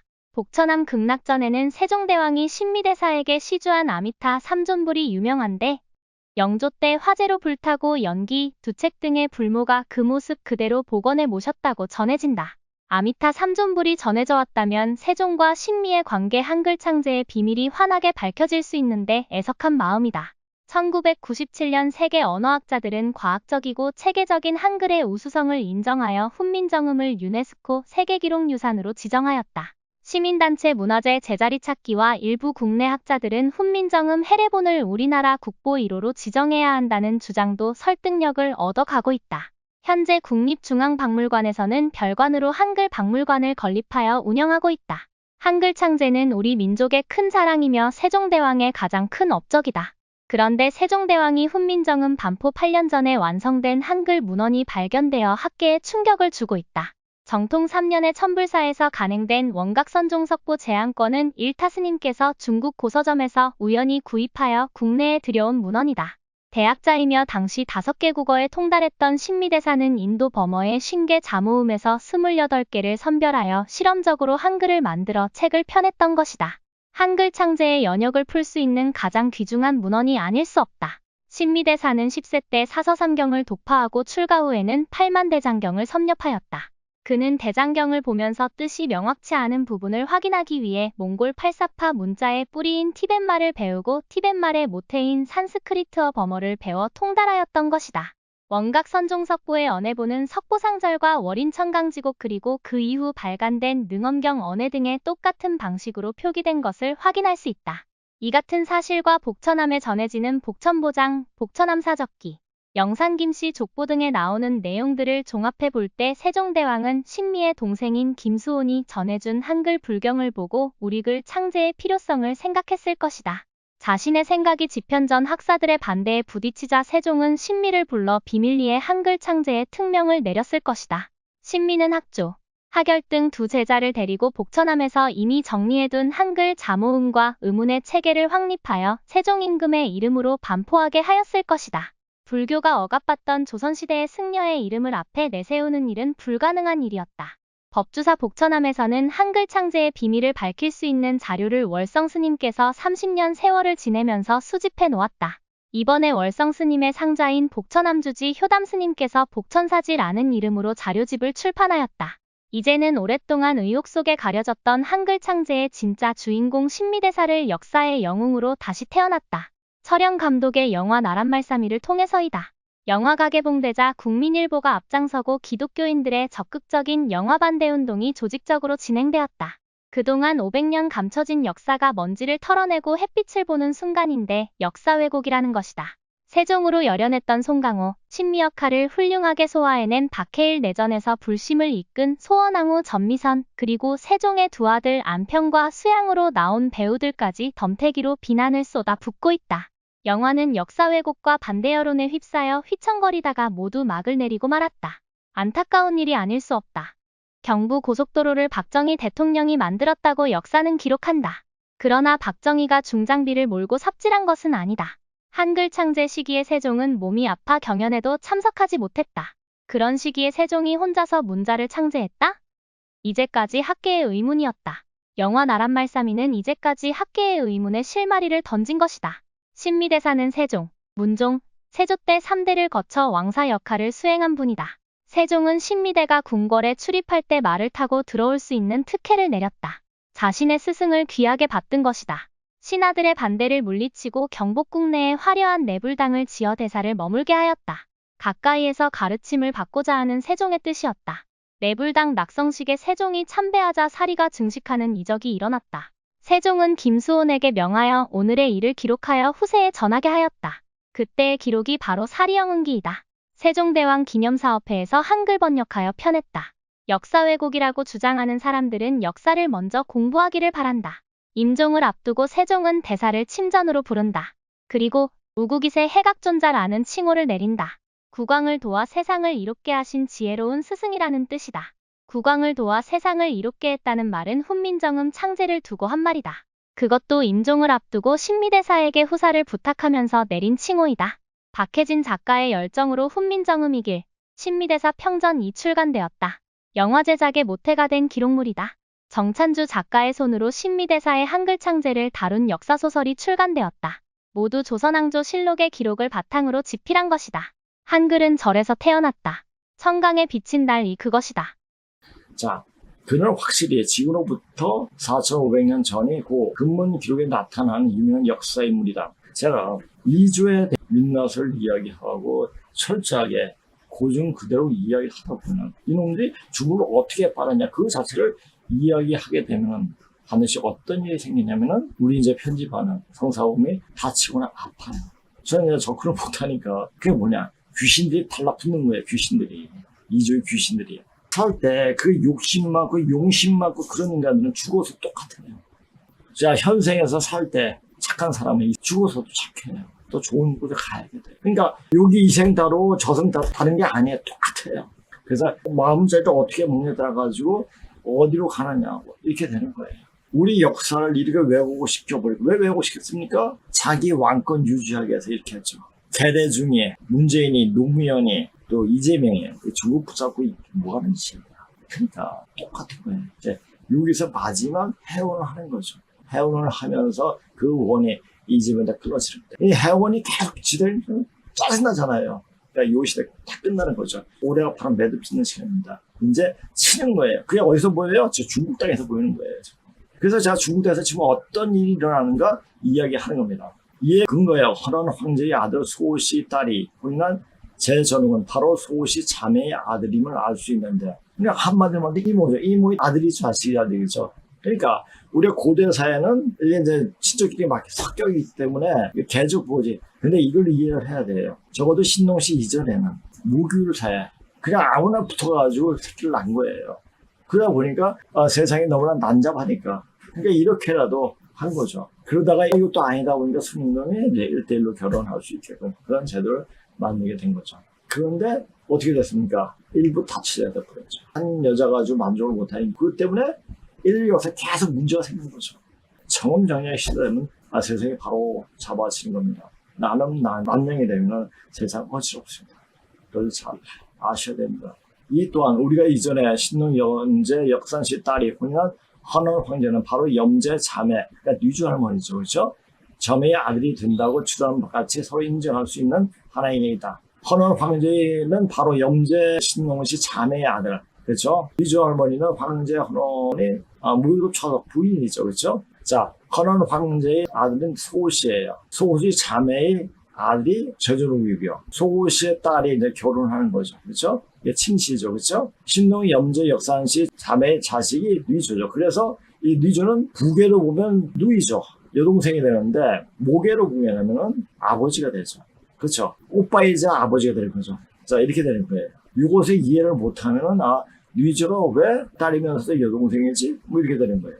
그러니까 이때의 가족 형태 이걸 잘 알아야 됩니다. 오제 시기 왕위는 목건제에 따라 자매의 아들에게 전해졌다는 썰. 신농 염제 역산시 이후 왕위는 헌원 황제에 의해 탈취되었는데, 그러니까 이때도 아주 부드럽게 왕위가 전달된 것이 아니라 투쟁이 있었죠.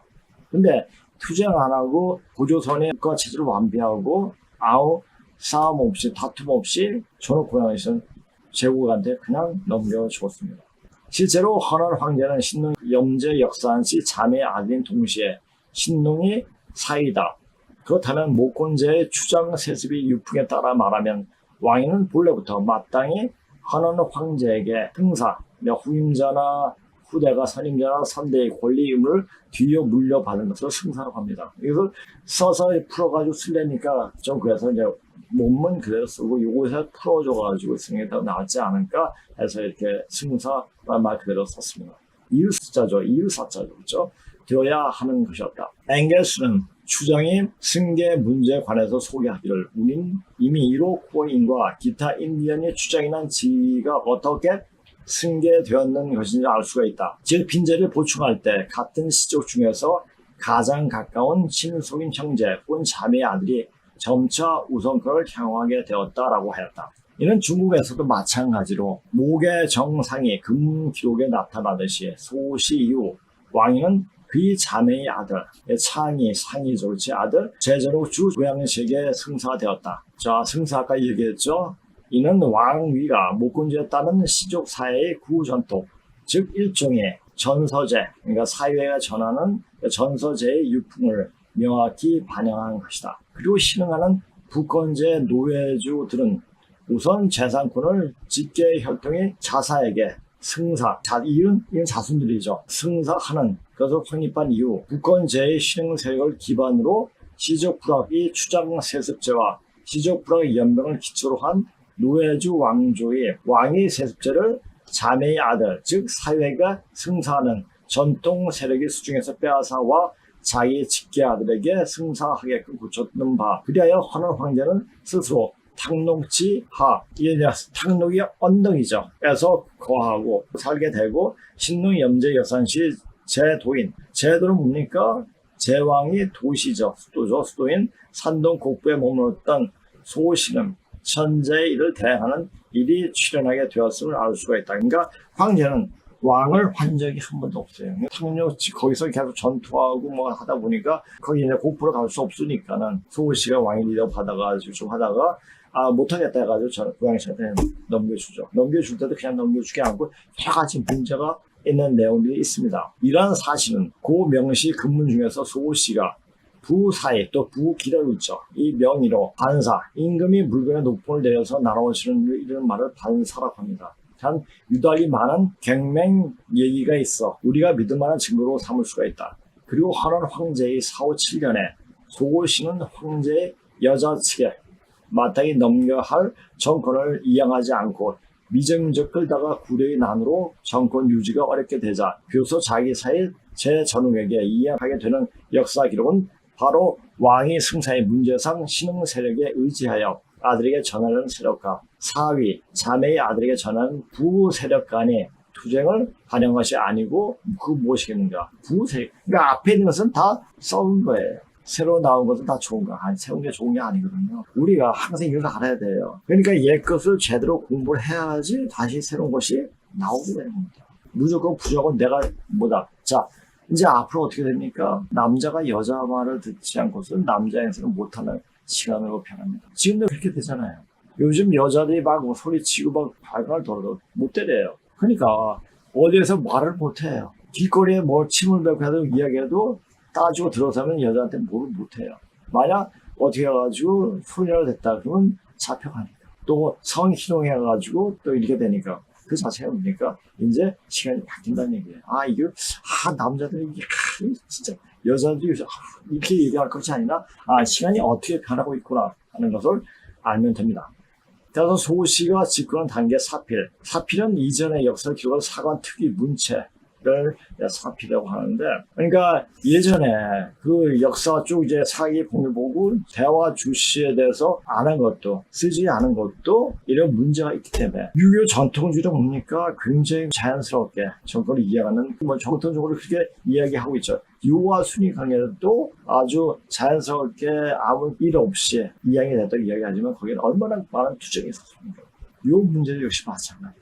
이게 대화 줄시죠. 줄을 꺼린 것도 바로 이런 왕위 승사 문제상의 투쟁이 반영이다. 자, 사필은 이전의 역사 기록을 사관 특위 문체에서는 헌원 황제의 자서 사위를 은이 어떤 일을 말하기 꺼려 숨겼다. 은유했다는 얘기예요. 그러니까 숨길 은자, 어일 휘자라는 얘기죠. 어떤 일 말하기 꺼려 숨겼다. 라는 얘기죠. 헌원 황제는 생년에 소시를 산동 국부의 임정. 우리 임정하면 임시정부 하잖아요. 그렇죠? 정식적으로 인정해야 되는 정부가 아니라 국내 헌법이 정한 절차에 의해서 성립한 적합한 정부가 아니면 국제적으로 국가를 정당하게 발표할 자격이 없는 사실상의 정부를 임정이라고 그러죠. 이건 요새 이제 현대의 의미를 표현한 건데 그것을 이제 표현한 거예요. 하도록 하고 그에 따라 또 신농 염제 역산시 아들 주어 혼인하게 한 점으로 보아 당시 가전 여전히 형제이면서 동시에 공동처자의 공동자부인 푸나르와제 시기에 속하여 무권제의 구 전통 세력이 상위 의식 영역에서 우세를 점하고 있다는 것을 말할 점하고 있다는 것을 말할 나위도 없는 것이다. 제가 이 영상 말을 조금 더 들었는데 그거 왜냐면 이거 할 때 다른 생각이 드는 거예요. 다른 생각이 들으니까 그것이 조금 더 말을 좀 더듬게 돼요. 어떤 생각이 들었냐면 중국 놈은 하나의 좋은 것을 갖고 있으면 이것을 남한테 나눠주지 않고 자기의 알고 있는 사람, 자기의 자손 이것한테 내려주려고 그래요. 이어주려고. 내꺼 하는 놈들이에요. 그렇게 아주 졸렬하고 좁아 터진 놈들이죠. 그러니까 이것은 필요가 없는 놈들이에요. 이런 인간들이 좋다고 하는 좌빨들, 그것도 인간들이 아니죠. 탓이라고 그래야 돼요. 그러니까 총칼로 이렇게 하게 되면 엄청난 혼란이 생기는 벼슬라고 그래요. 이제 얼마 안 남았습니다. 저희 하다 보니까 다음 주에 제가 쉬게 될 거고, 그래서 한 달에 2번 정도 하는 게 좋지 않을까 하는 생각이 들어요. 구태가 그렇게 많이 할 필요 없어요. 계속 좋은 얘기는 모르는데, 너 죽는다. 죽을 때 어떻게 죽을 건가, 그거 잘 생각해요. 그래서 이런 얘기만 하니까 사람 방법을 얘기하는데 사람 방법 없어요, 이제. 내가 그랬잖아요. 몸이 만들어지지 않은 상태, 몸이 만들어진 시간이 한 4, 5년 걸려요. 근데 그 4, 5년이 되는데 당연히 공부하고 이렇게 된다고 돼야 안 돼요. 우리가 태권도 15만 원 와 대단하다. 나도 저렇게 하고 싶다. 이게 당장 됩니까? 적어도 5년 이상, 10년 이상을 훈련해야지 그 정도 될 것 같아요. 그러니까 뭐든지 몸으로 하려고 하면서 몸의 어떤 기운을 체득하게 하는 시간이 걸립니다. 생각이 바뀐다고 내 몸이 변하는 건 아닙니다. 변하기 시도가 갈 수가 있죠. 자, 옷을 점하고 있었다는 것을 말할 나위도 없는 것이다. 따라서 헌원 황제의 사인 신농 염제 역상씨 아들 주씨는 자연히 이 신흥하는 노예주 왕조 사이에 정치적 영향력이 있는 구전통 세력에 의해 주목받아 추대받을 인물이었다. 이는 분명히 소씨가 황제를 대신해 집권한 시기에 이러한 왕태자, 왕서라고 불리죠. 이 신문으로 출연한 인물은 소씨 신흥 노예주 왕조, 즉 황제의 아들이 왕위를 승사할 것을 지지하는 노예주 통치자 계층의 입장에서 볼 때는 허락될 수 없는 것이다. 자, 낙 선생이 글을 쓰는 거 보면 이것을 어떻게 해석하고 어떻게 번역하느냐에 따라 가지고 좀 틀리지만 이 문장을 볼 때 참 기가 막히게 쓰신다. 이 글 자체가 보면 탐복을 해요. 탐복. 문화부 부주석을 하신 분이에요. 따라서 좌전에 소시의 4명의 아저씨가 있는데 중해, 희수, 중이 바로 대화 주시죠. 중은 목종이 되었다. 라는 기록은 바로 주씨를 금속 칠연 수공업이 감독직으로부터 인목을 벌채 창조하는 수공업을 감관하는 감독이죠. 감독하고 관리하는 직책으로 이동시켰음을 말한다. 중은 주의 고음 동성자로 역사에 나오는 대전욱은 중을 남정에 봉하고 사천의 속신으로 삼았다. 이런 얘기예요. 이 바로 제전욱이 부친을 직신으로 봉했다는 기록이다. 하 이전에는 계속 그분에게 제사를 지냈다. 그 말은 뭡니까? 대하주씨가 고조선을 유지할 수 있는 기틀을 다 마련했다는 얘기죠. 그러니까 그때는 이제 염제 신홍씨가 나이가 드니까 실제적으로 이를 집행한 사람은 아마 대화주씨가 아닌가 싶습니다. 그래서 그분에 대한 제사를 모시는 게 아닌가 이렇게 싶습니다. 라는 기록 역시 여존이 근문 기록에 대한 고증 중 이미 사실임을 확인했다. 이러한 모든 것은 주씨를 또 변필로 중으로 쓴다는 논증이다. 자, 총괄하면 소씨는 주씨를 금속 칠연 수공업이 생산 지체로부터 인사 조치했을 뿐만 아니라 원래 서형이었던 화폐조차도 도용으로 바꿨다. 그러니까 그 나라에 그때 돈을 할 때 이성이 호미서자예요. 호미가 뭡니까? 사람들한테 먹을 수 있게끔 농작을 재배하는 도구예요. 이게 호미서자예요. 이것도 호미서 쓰는 얘기예요. 그래서 김매다. 이런 말입니다.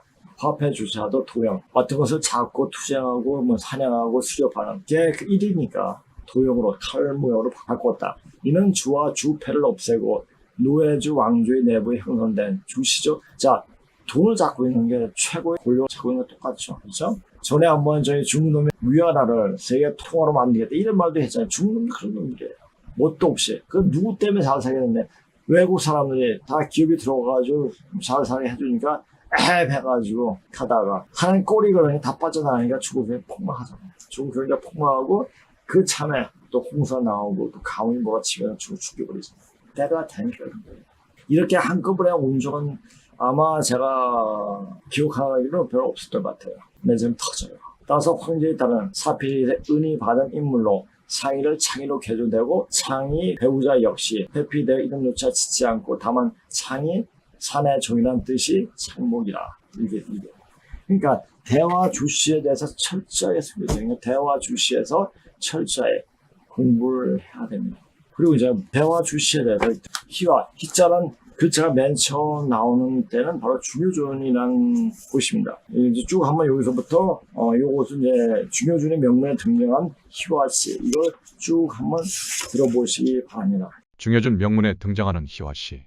곧 동방학의 구시대 성인 공구 공자가 수습해 놓은 서에서 마치 요임금 시대 보통 사람인 양 말한 희화라는 사람이 최초의 사람 인자가 되는 신농시 하나님의 네 분의 아들 가운데 큰 아들 이야기이다. 당시 기록으로는 어떻게 표현되어 있을까? 중효준 명문 속에 있는 글자가 신농시의 친아들 희화씨였다. 대화인명방정은 신농시 친아들인 희화씨의 얼굴이 새겨져 있는 방형 사각형 소치다. 역사 초창기에 제작된 방형으로 사람의 얼굴이 새겨진 것은 이것이 처음이다. 청동기를 새로 만들어 그 인의 명문 글자를 바꾸지 않는다. 이것은 가문의 전통을 잇는 황족의 불문율이었다. 이러한 명문이 새겨진 청동기 제기는 바로 중효준이었다. 이 역사 사건은 고조선 제사대 천자인 제곡고신씨가 종묘에 제사 지낸 사실을 기록한 것이다. 과거 문헌에서는 꿈도 꿀 수 없는 새로운 사실이다. 희화씨의 희자도 중효준이라는 콧불소를 본뜬 모양의 술두루미에 새겨져 있어서 기록 검증이 가능케 되었다. 중효준 명문을 이해하면 비로소 고조선 완전학습을 공부할 준비가 된 것이다. 차례를 지내고 설날이 있으면서 그러한 민속이 하나님에게 드리는 법을 내이고 하나님 기념일이 설날인 줄 모르기 때문에 고조선이란 말을 찾을 수가 없었다. 중효준 명문은 그러한 행위를 찾을 수 있는 약의 깊은 유물이었다. 이 명문 해석을 시작으로 이후의 기년이 적힌 명문 해석도 기초가 세워지게 된다. 중효준은 주자왕 제곡 고신시 때 만들어진 청동제기이다. 주자왕이 주조에게 제사를 지냈다. 주자왕상 순주조. 임금이 중효에게 주패주를 주었다. 왕성 금 중효주패. 세임금 추응 조왕영왕 금상 이인방. 신방에 오셔서 축적정을 올린 것은 세임금이 14-10번째 제사를 지낸 그해 5월 5일에 있었던 일이다. 조영 금상 왕내정 족축 인방응왕 14 유 5월 5일. 이 명문이 기록된 지 올해로 꼭 4427년이 걸린 셈이다. 이 내용에 대해서도 고조선 제4대 천자인 제곡고신씨 학습에서 더 구체적으로 공부하겠다. 여기서는 이 기록에 등장하는 주조를 이번 강의의 주제로 좀 더 풀어서 읽어보기로 한다. 일자는 하나님이므로 일 모두 일로 읽으며 일시성이다. 낙빈기 선생이 좌시춘추의 다음 기록을 원용하여 읽은 주에 대한 해석은 다음과 같다. 열산시자왈주의직 자하이상 족지 서공 29년 열산시의 아들을 주또는 직으로 하고 하나라 이전에는 제사를 지냈다. 여기에서 말하는 열산시를 가규나 정연이 모두 열산시는 염제신농시의 호이다. 라는 주석에 따라 주가 바로 앞에 중효준에서 주조라고 해석한 제곡으로부터 제사를 받은 그분이고 제정옥 전욱의 아버지이신 희화시임을 해석해냈다. 이는 설문의 집을 원용하여 고양시의 당시 근문인 고자가 집자를 머리로 삼은 데서 찾아낸 것이다. 곧 집시를 머리에 인, 봉대, 받들어서 인, 것에서 읽어낸 것이다. 이것은 앞에서 하나님을 일이라 해석하고 일자를 머리에 받들어 이게 되면 사라 민이란 글자가 되는 역사 행위와 같은 원리다. 바로 인시가 이 강의의 주제인 주시다. 앞 강의에서 의시를 누님 또는 하느님이라 읽고 황제의 정비 니조라고 밝힌 하나님의 따님 실제는 누이인 누의 아시가 강시다. 이 강자를 잘못 읽어서 용이라고 한 것이 과거의 중국학이다. 마누라를 잘 얻어서 임금이 되었다는 말이다. 임금이 앉는 자리를 용상이라고 표현한 것도 알고 보면 모계사회 용어이다. 이것은 마치 머슴이 주인이 되었다는 말과 같다. 곧 임금은 새아들 머슴사위 이 되었다는 이야기다. 마누라를 잘 얻어서 임금이 되었다는 말이다. 고건문은 과거엔 막문생이에 그친 글자가 너무 많다. 이는 역사인식 체계와 문자 발생 체계를 제대로 읽어내지 못한 까닭이었으나 낙학이 등장하여 초보적으로 바로잡히게 되었다. 또한 낙학은 그러한 문자 시대가 고조선 시대였다는 토론을 성립시킴으로써 고조선에 살아있는 유물인 한국의 언어 민속으로 청동기 문자를 해석하는 시대가 열리게 되었다. 낙학에서 제기한 가장 큰 성과는 문자 창조에 관한 객관적인 문제 제기이다. 자, 몇 가지 이 읽은 중에서 AI 읽은 중에서 몇 가지 상황만 제가 이야기하고 마치도록 하겠습니다. 그 동방의 구시대 성인 이 수습에 놓은 서에서 이게 서가 서경이죠. 마치 유임금 시대 보통 사람이냐 말한 희화한 사람이 최초의 사람 인자가 되는 신농시 네분 아들 가는 큰아들 이야기야. 이 공자가 보면서 뭐나 대단한 분이니까 이걸 이야기하면 황제 이야기가 들어가지 못하니까 없애버렸어요. 전후 고양시도 없애버리고 그냥 요 순부터 이야기하는 거죠. 나쁜 놈들이에요. 나쁜 놈들. 또 이러한 명문이 새겨진 청동기 제기가 바로 중효준이었다.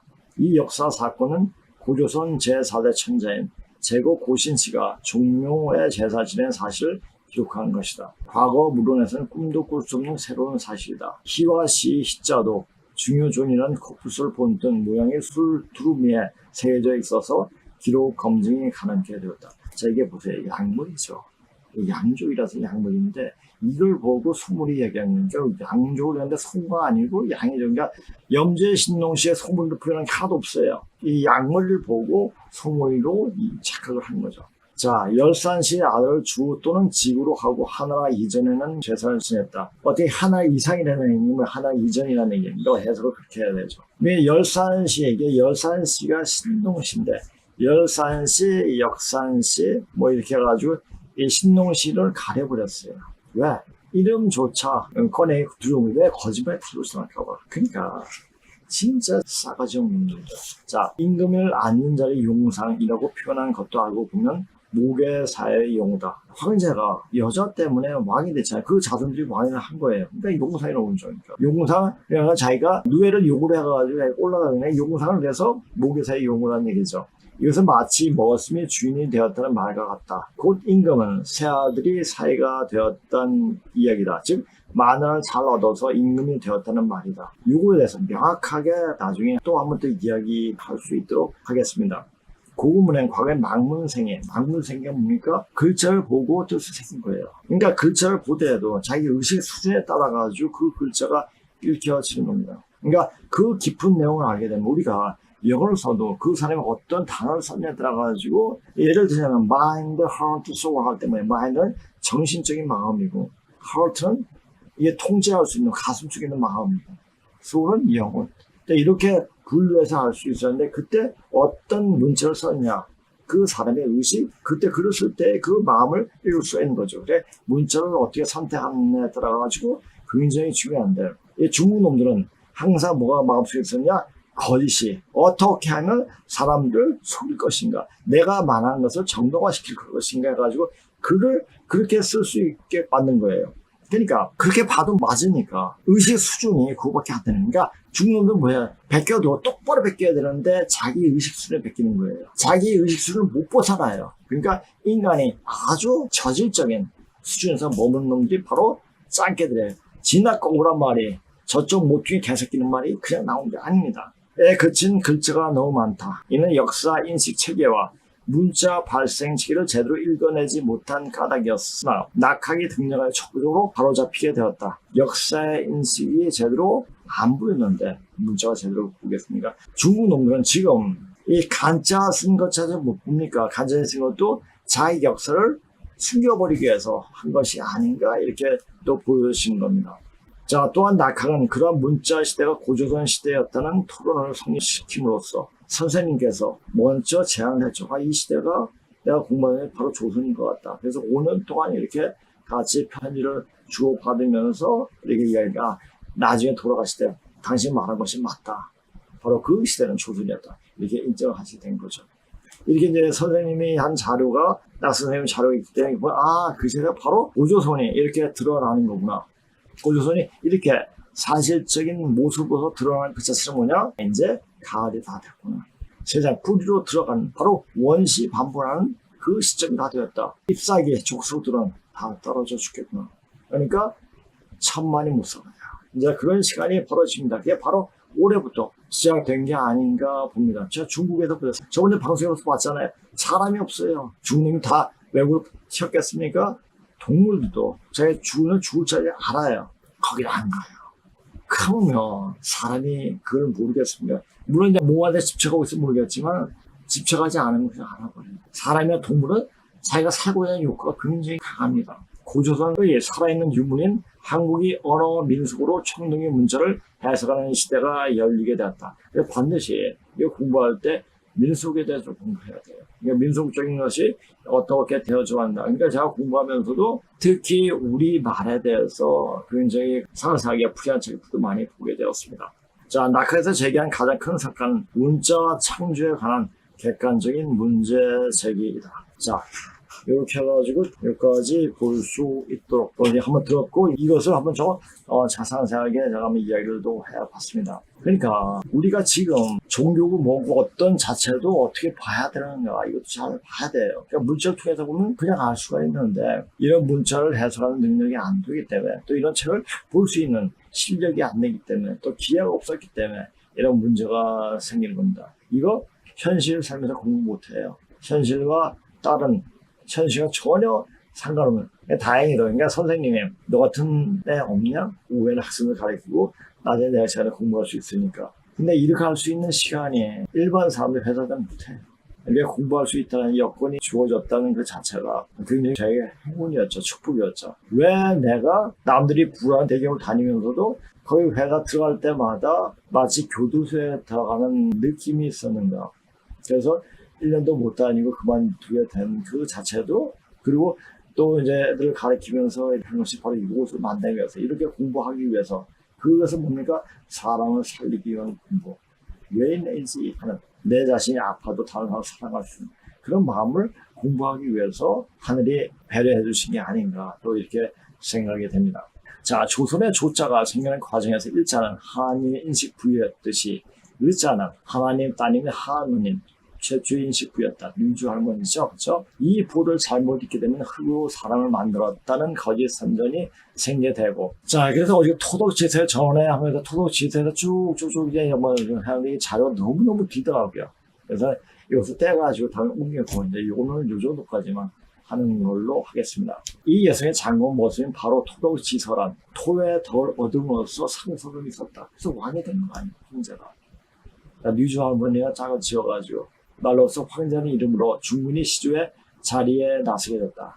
이 놈들은 사람 행사하게 만들어준 것이 바로 우리였는데, 사람이 돼서 보니까 저놈이 나보다 낫네? 저놈 깔아 문지가지 내가 진짜 사람이 되네? 이렇게 생각하는 거예요. 같이 더불어 올라간다는, 더불어 된다는 생각을 못해요. 말은 하죠. 더불어민주당은, 그 말이 더불어라는 말이 너무 좋은 말인데 우리 말을 퇴색하게 만들어요. 민주당 애들이 더불어는 끼리끼리라는 거예요. 끼리끼리. 우리끼리. 행동이 개차반이면 말이 자체가, 뜻 자체가 이상하게 흘러버립니다. 여기에 일자가 누에가 변해 용이 되고 별신이 되고, 드디어 하늘로 날아올라가면 딸이 변해 땅이 되었다가 하늘로 날아올라가서 풍운 조화를 다스리는 신을 낳게 되었다. 요거 이제 중국 상고사의 실론, 낙 선생님이 쓴 책이 있습니다.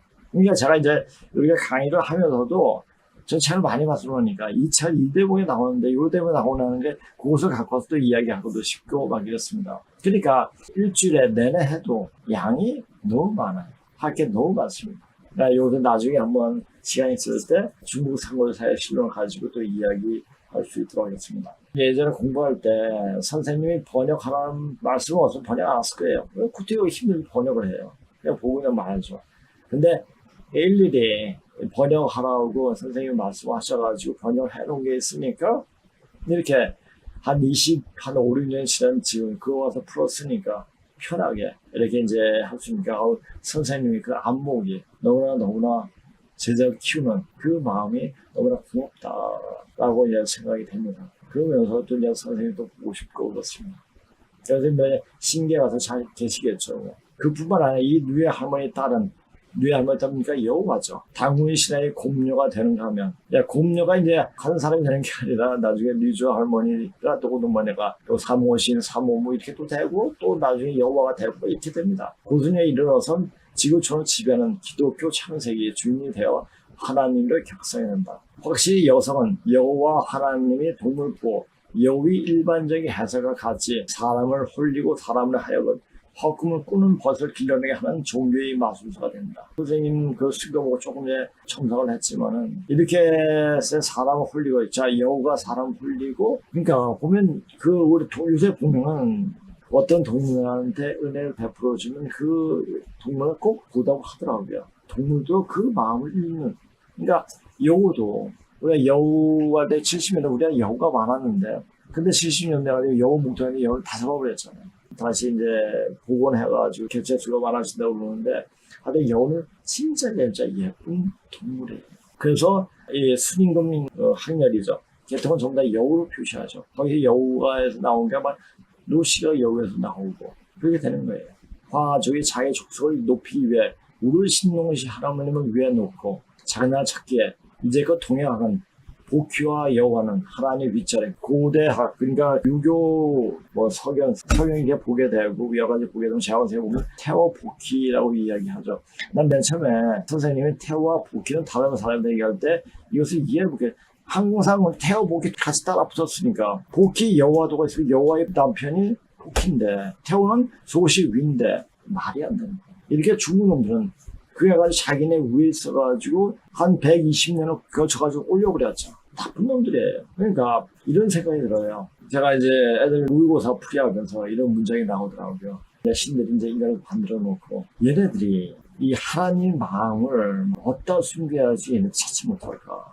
의논했대요. 의논하면 그 모습이 나오는데 가장 높은 우주의 깊은 곳에 숨깁시다. 어디서 땅속 깊이 숨기면 찾지 못할 거라고요. 하니까 나중에 얘네 기술이 발전해가지고 땅속 깊이까지도 하늘 높이까지도 가서 발견할 것이다. 그리고 발견하면 얘네들도 우리처럼 신적인 위치까지 가게 된다. 이런 말을 해요. 요새 그것이 한 30년 전이죠. 그런 구분이 어디서 발전해서 모르지만 서양에서는 이런 데까지 인식이 도달했다는 그 자체가 대단한 겁니다. 그러면서 그러지 말고 그 마음속에 숨어 들어가자. 그 마음속에 하나님이 들어가서 못 찾기도 만들자. 자기가 열심히 수행하고 순수하게 돼야지 하나님 모습을 찾게 되는 그렇게 할 수 있도록 그 마음속으로 들어가자. 그러니까 사람들이 그러면서 계속 인류에서 이제까지 못 찾았죠. 이제 가을 되면서 찾는 거예요. 하나님을 찾는 거죠. 인류 창조식이 있다면 그 마음 차이를 찾으면 하나님을 찾을 수가 있다. 그런 식으로 문장이 나온 것이 있었습니다. 하나님, 자 우리가 기독교에서 대성인, 불교에서 미륵존불, 기독교에서 하나님, 다 그 한 분이죠. 그 분이 바로 염제신명실. 그때 몰랐어요. 계속해서 헤매였습니다. 근데 이 문자를 통해 가지고 우리와 같이 이 땅에 살아가셨던 분이 바로 하나님.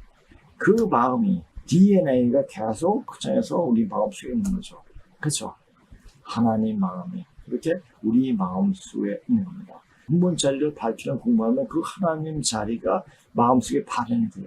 그렇게 되면 어떻게 되냐? 어떤 능력이 있게 되느냐? 어떤 사람이 치료가 돼요. 저는 그것을 주위에서도 제가 아는 사람도 그런 사람이 있고 그게 제가 이제 예전에 이런 얘기까지 합니다. 그러니까 완통했던 사람을 만나가지고 또 이제 어떤 한 분은 그 사람이 뭐 10년 있든지 100년 전에 또 자기 외국에 있든지 마음으로도 그런 치료를 해요. 근데 그 사람들 만나고 나서 저도 이제 그런 능력이 생기게 되더라고요. 그러니까 우리가 지금 내가 잘났다 내가 이게 아니라 우리 모두가 그런 순수한 마음을 갖고 있으면 다 그런 능력이 나타난다는 사실이에요. 우리는 바로 하나님 마음이 내재되어 있기 때문입니다. 전 지금도 간혹가다 찬송가를 불러요. 그리고 예전에 젊었을 때는 하모니카를 많이 불렀어요. 하모니카를 많이 부르는데 하모니카는 부르는 게 다 찬송가예요. 그래서 그 찬송가를 부르면서 어떤 생각이 드냐면 지금은 그렇게 듣기 싫었던, 그렇게 거부했던 찬송가가 왜? 그때 기독교에 대해서 별 좋은 감정이 없었으니까. 그게 바로 우리 할아버지 염제신농실을 찾는 소리였구나 라고 생각하니까 너무너무 귀하게 여겨지는 겁니다. 여호와가 이 땅에 와서 이렇게 우리 대한민국을 세우고 대한민국이 되게끔 그리고 사람이 되게끔 도인들을 키우는 그런 나라로 되어졌구나. 또 한편으로는 해원하는 원이 맺힌 원기들이 그 한을 풀어준 땅이 되었구나. 그냥 너무 고마운 거예요. 그러니까 공부하다 보면은 고마운 사람밖에 없어요. 그런데 제가 다 고마운데 중국 빠른 놈들은 인간 가치가 아니에요. 제일 꼴보기 싫은 세종. 그러니까 제 마음이 내가 이런 말 안 하고 끝내려고 했어요. 근데 그런 생각이 드는 거예요. 중국 빠른 인간 같지 않은 된 놈, 되어먹지 않는 놈들을 자기 현실의 이익에 쫓아서 빠는 그런 인간들, 그런 인간이 아니라 잡기죠. 그런 잡기들이 이제 박멸될 때가 얼마 남지 않았습니다. 지금 중국에서 벌어지는 그런 상황을 보고 이제 느껴야 됩니다. 느끼고 우리가 어떤 마음으로 앞으로 오늘 세상을 맞이하여야 되는가 이걸 곰곰이 생각하고 그렇게 될 수 있도록 행동해야 할 때입니다. 자, 오늘 방송 이것으로 마치겠습니다. 안녕히 계세요.